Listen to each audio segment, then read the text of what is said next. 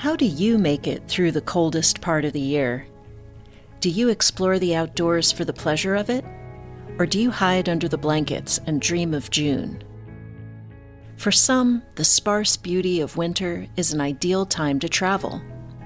In this episode, my colleagues who welcome the darker, quieter days of the season share a few choice adventures to inspire others to step out into the cold. I'm Jennifer Errick, and this is The Secret Lives of Parks. The National Parks Conservation Association has been advocating for America's public lands for more than 100 years. One thing I really love about working here is how my colleagues are always finding new, creative ways to celebrate the many people across the country who devote themselves to our parks. Just last week, NPCA released a video series bringing advocates and artists together at 3 lesser-known national park sites, showcasing the deep connection community members in Texas and California have to these beautiful places and capturing that connection in unique works of art. You can read the story behind the idea and check out the first video, filmed at San Antonio Mission's National Historical Park, by going to npca.org/Nature Valley blog. I want to give special thanks to our corporate partner, Nature Valley, for supporting our work in Texas and California. Nature Valley has been a proud partner of ours for more than a decade, and this innovative new series is, in my opinion, one of our most exciting collaborations yet. Please give it a look and let us know what you think. That's npca.org/Nature Valley blog.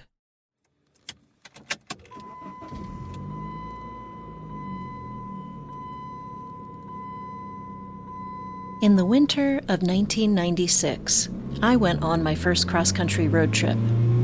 It was a few months after my college graduation, and from my frosty home in New England, I pointed my Dodge Neon south and cruised down the interstate for 1,500 miles with a crinkled road atlas spread across the back seat. Then, I took a sharp right turn into the great, vast middle of the country, wandering with curiosity through the sparse towns and wide-open spaces that felt so liberating and exciting to me after a life lived entirely on the East Coast. I reveled in the sight of my first tumbleweeds, which I had only experienced in cartoons. I waved to cows in rolling pastures, and I watched prairie grasses wave back to me. And I developed a lifelong love for the desert. One of my fondest memories is seeing Saguaro National Park in Arizona for the first time and experiencing that sense of smallness that comes from being surrounded by a bright blue, wide-open sky and miles of cactus-dotted hills stretched out as far as my eyes could see. I didn't know then that winter is the best time for stargazing due to the long nights, low humidity, and clear skies. I only knew that after the sun set, the universe sparkled at me like I had never seen before. The British author Pico Iyer once compared travel to love, calling it a heightened state of awareness in which we are mindful, receptive, undimmed by familiarity, and ready to be transformed. That is why, he continued, the best trips, like the best love affairs, never really end. For me, this January trip embodied that exhilarating kind of love and set me up for a career as an environmentalist and an advocate for public lands.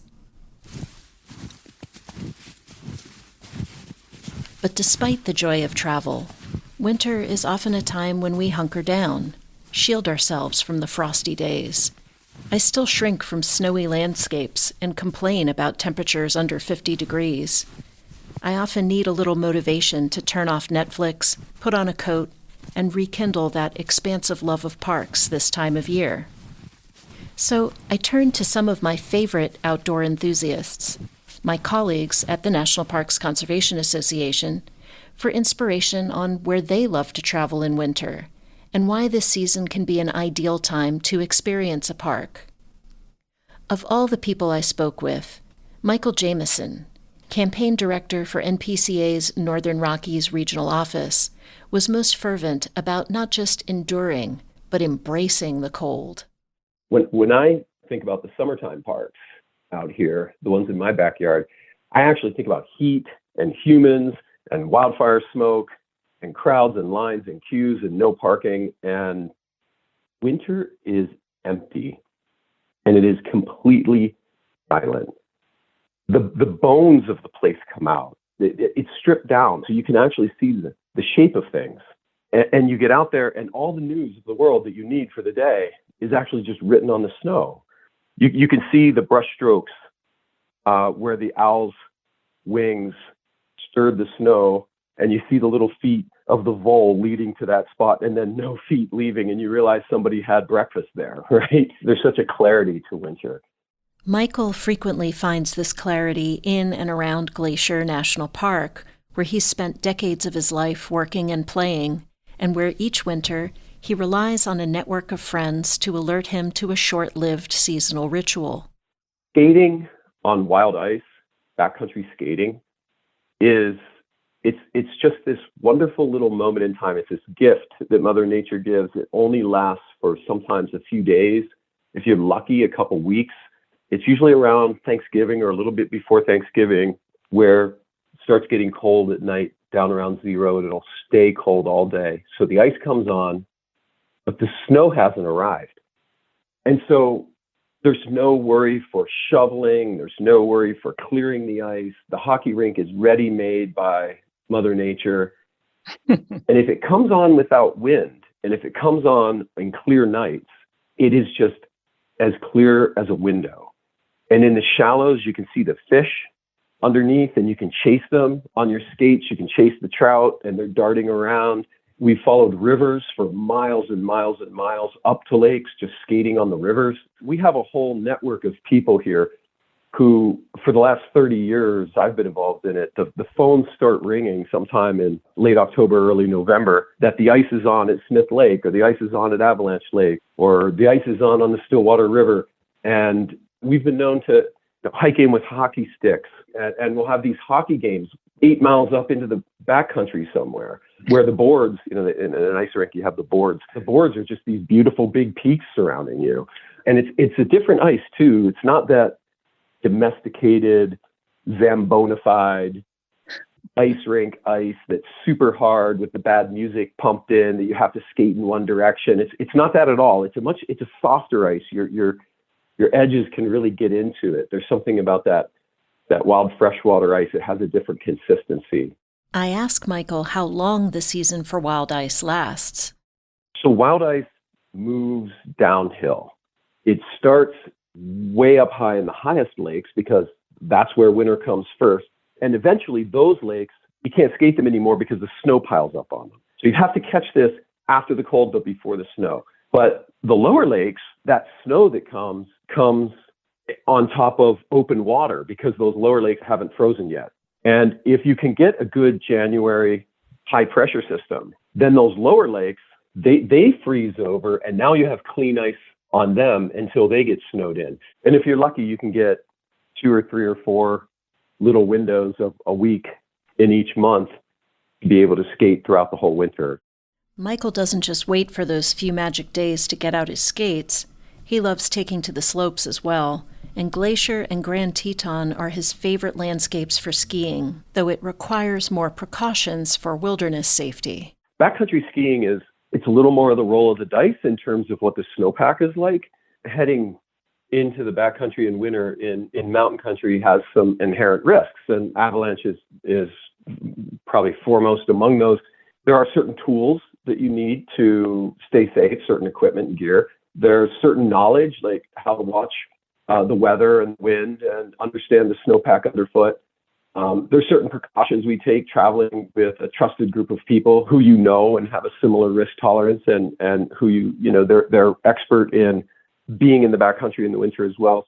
Michael talks about 2 kinds of trips he enjoys, emphasizing that he loves them equally in different ways. The Going to the Sun Road, which is Glacier's signature highway, in the winter, it's completely empty. They don't plow it. It's just a ribbon of white through the trees. And just to go up and cross-country ski on the road with the kids and the families, it's a great way to spend a day, sit on the frozen river and watch the ducks and drink some cocoa and maybe build a snowman. And that's one kind of ski day. Then there are the longer, more rigorous adventures that require more time and effort to plan, but that bring their own special benefits. I love Teton National Park more than anything for skiing.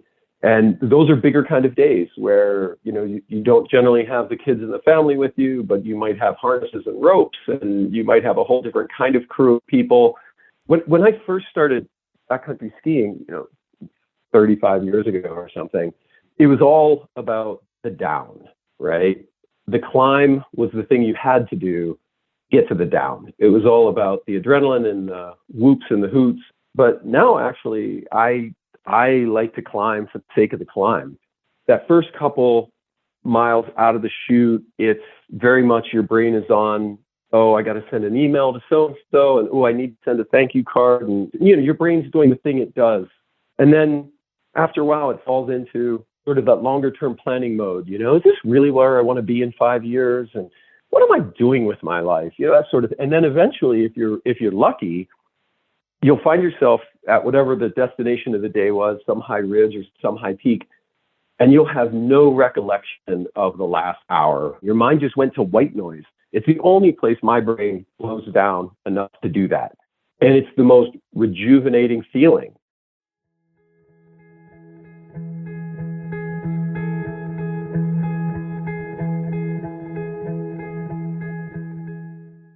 Just north of the slopes where Michael finds his white noise, NPCA President and CEO Theresa Pierno got to experience Yellowstone National Park with a more celebratory vibe, enjoying the company of new friends and the benefits of guided excursions.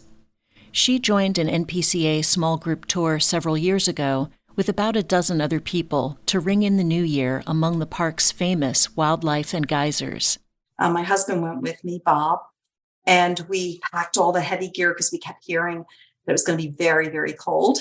And so we definitely prepared for it, which was important. And we arrived at Mammoth Lodge and spent the day there, and the next day hiking and snowshoeing, and people were doing cross-country skiing. And it was just absolutely beautiful. It was just gorgeous and lots of snow on the ground. Though Theresa was prepared for the cold and enjoyed being out in the heavy snows, having a heated vehicle was a big plus, too.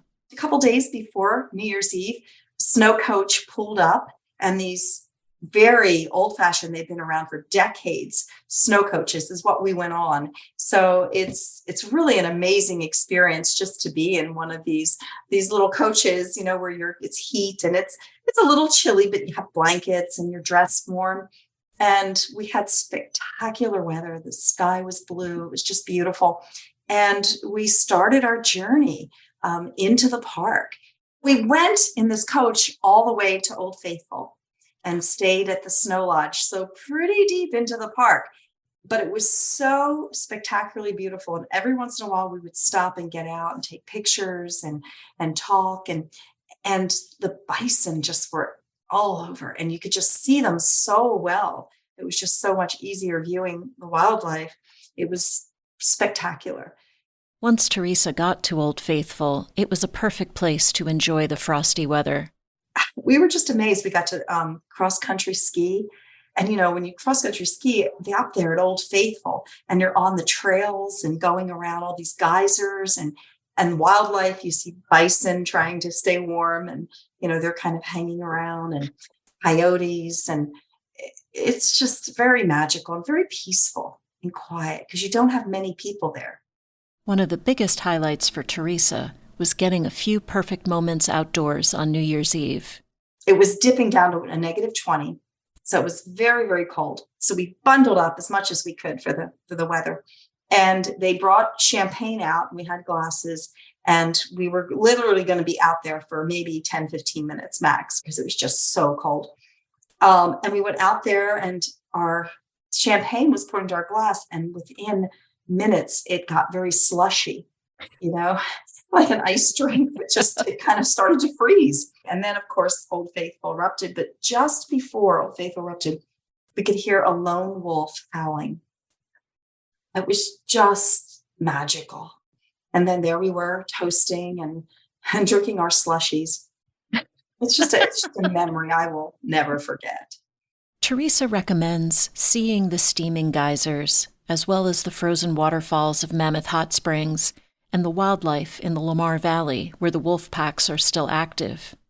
But really, she and her husband were wowed by the whole experience. Everything just is different, right? Because you don't have quite as much foliage and things are covered with snow. And so it's that background against the white.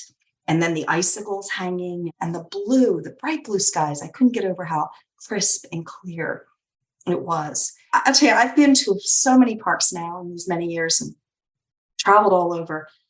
And it is one of the top trips and something that both, my husband and I talk about how it really was so magical and so unique.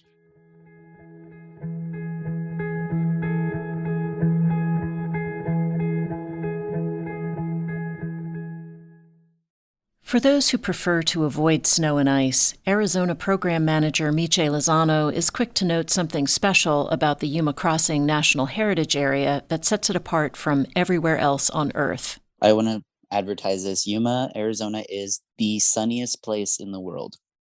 That means winter is an ideal time to visit this southern Arizona town, when the triple-digit temperatures finally cool off and the days remain bright. The National Heritage Area preserves 7 square miles of nature and history along the Colorado River. The Heritage Area is right next to the Colorado River, and it includes the Yuma Territorial Prison, which was one of the most notorious prisons in the Wild West. And it also contains the Juan Bautista de Anza Trail, which is a historic national trail of one of the first Spanish colonizers. It also contains the Yuma wetlands. In a way, that's kind of a historic place because it used to be Giant River Delta. It was a restoration effort that I was actually a part of.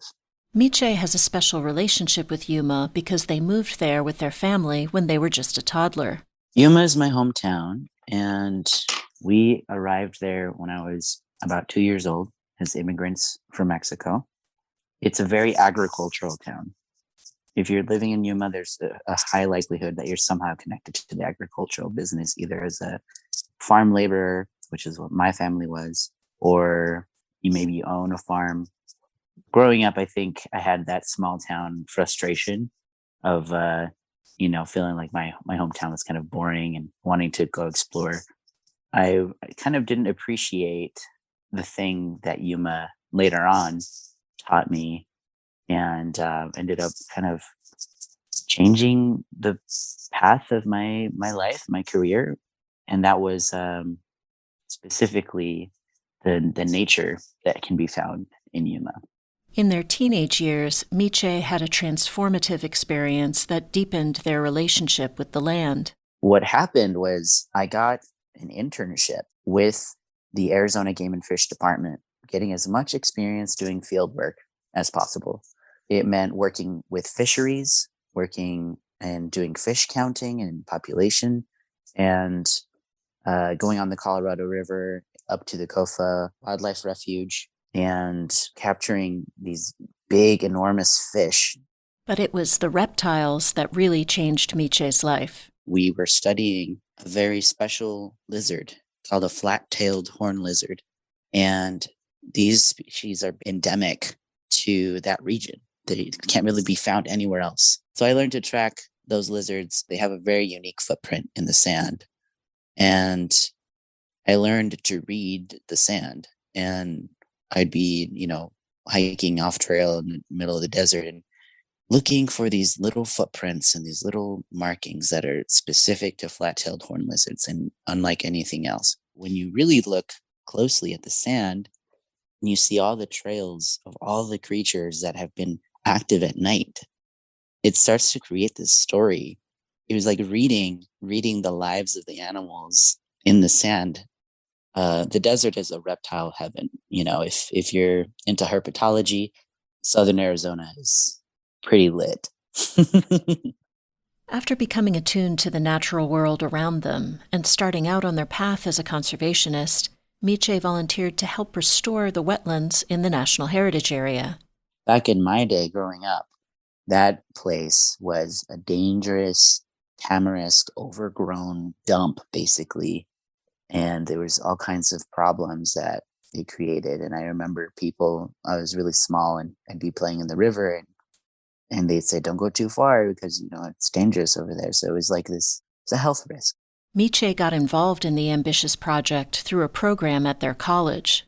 The collaboration between the Quechan tribe, the Arizona Western College in Yuma, it's a community college that I went to, and, the city of Yuma was like this massive undertaking to basically rip out all of the invasive salt cedar and bulldoze the entire thing, only leaving native plants. I was cloning trees for a nursery. I was cloning cottonwoods, mesquites, and other like native trees that are local. The program didn't just help the environment. This was one of my favorite stories about conservation was as they were clearing this area full of invasive tamarisk to do a restoration project, they found these homeless people. And one of the guys that they found, like, they were like, hey, we recognize this is your home, but we need to do this restoration project and everything's going to get bulldozed. And he asked for a job and they hired him. And so he got to help with this restoration project, creating a wetland. Miché left Yuma and didn't return for about 10 years, but when they did, their visit reinforced their love for the town. They were just planting grasses. They had just started planting the saplings that we had cloned. The last thing I saw was like some migratory cranes coming in to do mating dances, and that's a really good sign. And that was about 10 years ago. Mm-hmm. So I left Yuma and I did not come back for about 10 years. So when I came back, it was one of the first things I wanted to do. All of the mesquite trees that we had cloned and that had been planted, they were all growing really tall. We had tall cottonwoods that were all starting to turn yellow. And I was seeing woodpeckers. I was seeing all these waterfowl coming in. There was jackrabbits everywhere. One of the most exciting things that I found when I was out on my hike was I actually saw a kingfisher for the first time. And I'm really proud that that's like something that I could come back to. I didn't get to see the fruits of my labor till a decade later, but it was that restoration work. It was the looking for flat-tailed horned lizards. It was the getting to ride on a boat in the Colorado River. And all of that really stoked my flame for conservation work. And I think it really changed the trajectory of my life and my career and what mattered to me.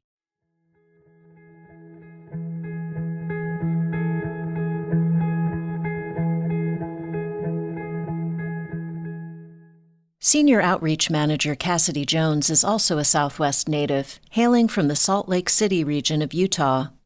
But when she ended up getting a job in New England 9 years ago, she planned a special winter trip with her boyfriend based on what I can only describe as a misconception. We're outdoorsy people in the mountains, skiers, snowboarders, avid outdoors folks.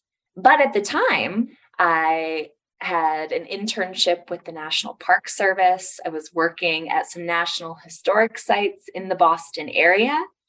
And my boyfriend, who I was dating long distance, shared that he didn't think there was any wilderness on the East Coast. So he didn't see much of a reason in visiting for an outdoors-based trip. He thought we should just do city things. And I said, well, you've never really been here before. And I want to show you that there are things that are different about the East Coast, but there's still some really amazing wilderness and mountains and landscapes to enjoy. So I challenged him to come out and we would have a winter adventure. Cassidy's boyfriend accepted the challenge and they headed north. I had been to Maine a couple of times and I thought that he might really be convinced that the East Coast had a lot to offer by visiting that state. So he visited in early February. and we rented a teeny tiny Fiat. It was bright red. It was like this brand new tiny car. And we just got in it and started driving north. We stopped in Portland on our way up. He looked around as we drove these small roads kind of along the coast through all these little towns that were pretty closed up. And they were quite charming. There'd be a couple businesses open that we could go in or get a little food. Their ultimate destination was Acadia National Park, and the off-season proved an ideal time to experience the wildness of that place. We had a wonderful day in the park. And I think we saw next to no one. I look back at photographs from this trip, and we spent a lot of time by the water on the beaches, picking up kelp and other just interesting things, all the mussel shells and things that collect all these little artifacts from on the beaches, and have beautiful sunset photos of boats, fishing boats that are kind of left in the water. And what really just sticks out in my memory is how truly alone we were, able to just basically pull over on the side of the road and take a photo of this kind of frozen waterfall coming onto the main park road because it was no big deal. There was nobody else there. I feel like that kind of park experience of solitude, the wildness of the coast there, I think really, really convinced him, as well as just all the trees when you go through Maine. And I think it became very clear to him that there are many open spaces in Maine with lots to explore.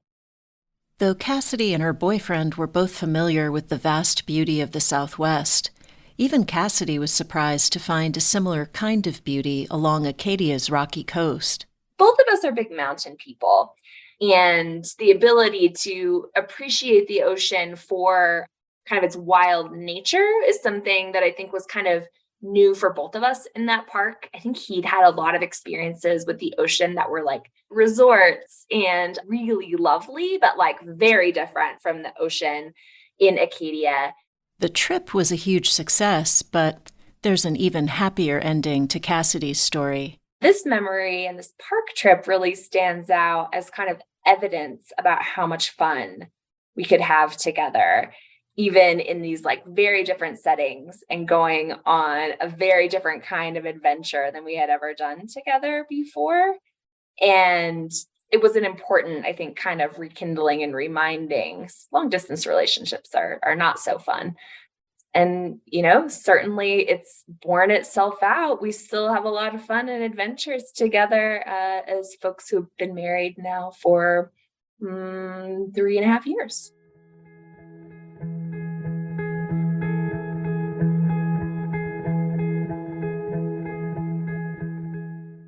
John Adornato, Deputy Vice President for Regional Programs, also loves the wilderness of the East Coast, though his go-to winter spot is in a very different, even more remote part of the Atlantic.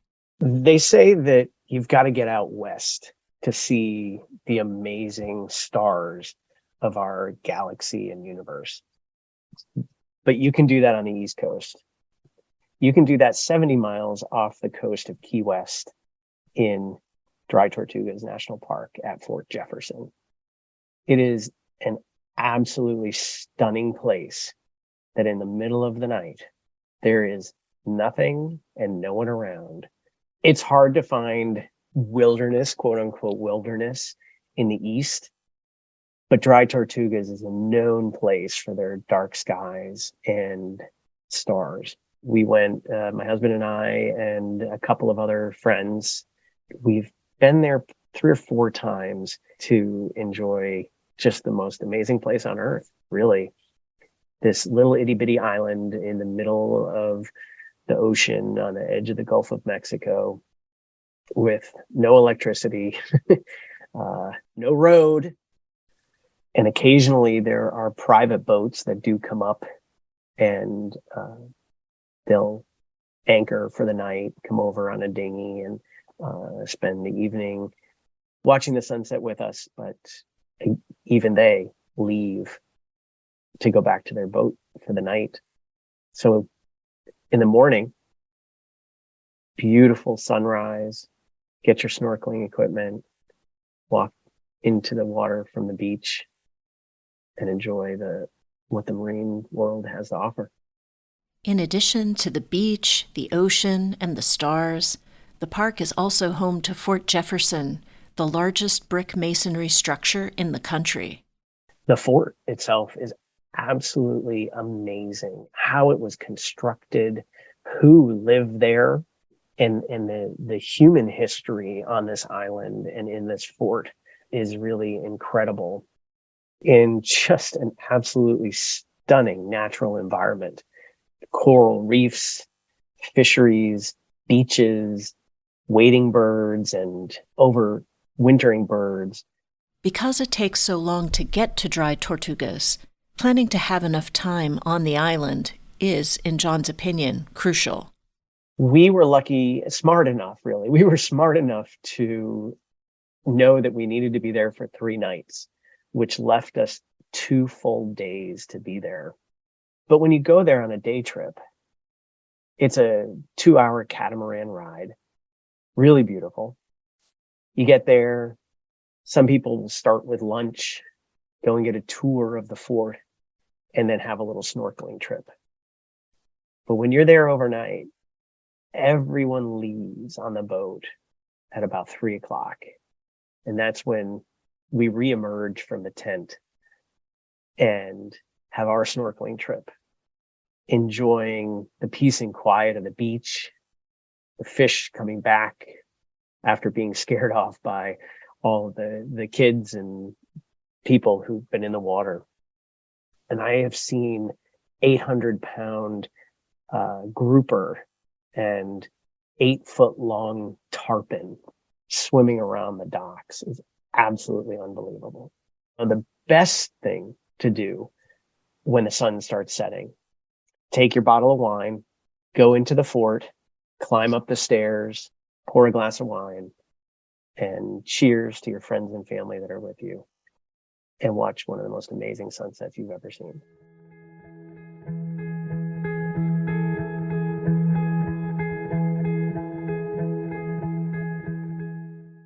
Not everyone can fall in love with winter the way some of my colleagues have, but Michael Jamison has a reason we could all learn to be at least a little more appreciative of this time of year.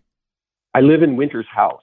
It's its own little jewel box, this little glittery jewel box that you only get to open for a little while, and then the summer crowds return. And winter in my backyard is a month shorter than it used to be. Winter, it's this wonderful gift that we get, and it's disappearing. Everything about winter is changing. Really what we're doing is we're just eroding away this wonderful little gift that we get. It starts later, it ends earlier, it gets softer in the middle, and it brings me an incredible amount of joy. It's this little blanket I can curl up in. You know, summer is such an extroverted time, and winter is this introverted space where you can just pull winter around you, pull the clouds and the cold around you like a little blanket, and just curl into it. It's a very soothing place for me, winter is, and we're not going to have it forever.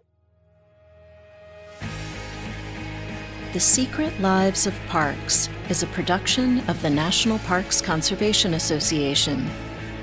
Episode 15, The Little Jewel Box, was produced by me, Jennifer Errick, with help from Todd Christopher, Bev Stanton, Vanessa Pius, and Linda Coutant. Original theme music by Chad Fisher. Special thanks to all my colleagues who shared their stories with me, including Southern Appalachian director Jeff Hunter, whose adventure in Death Valley we ultimately chose not to include. I really appreciate you all. Learn more about this podcast and listen to the rest of our stories at thesecretlivesofparks.org. For more than a century, the National Parks Conservation Association has been protecting and enhancing America's national parks for present and future generations. With more than 1.6 million members and supporters, NPCA is the nation's only independent, nonpartisan advocacy organization dedicated to protecting national parks. And we're proud of it, too. You can join the fight to preserve parks for everyone in every season. Learn more and join us at npca.org.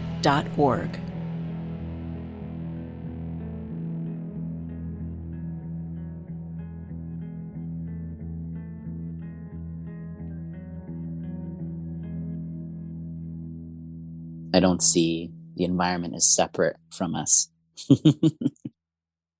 Did you know that NPCA was just named one of the best places to work? And that we're hiring? Check out why so many of us love building our careers as advocates for national parks. Visit us at npca.org/top-workplace to learn more about our 4-day workweek, our generous benefits, and our inclusive work culture. That's npca.org/top-workplace.